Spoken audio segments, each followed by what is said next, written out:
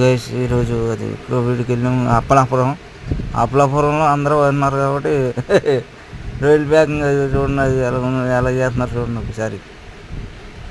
అంతా చెరువు 10 ఎకరాలు ఉంటుంది.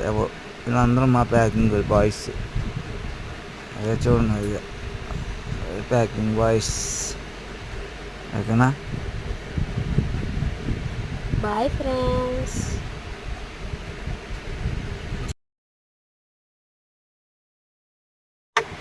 అక్కడ తిరుగుతాడు అక్కడ 10 ఎకరాలు కనపడుతుంది కదా, అది గన్ను టైంపాస్. అక్కడ గన్ను ఒక ఆయన తీసుకుని చూసాను అనమాట.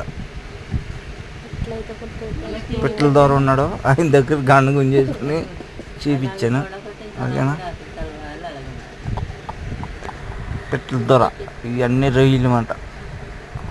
30 కౌంట్ కాదండి,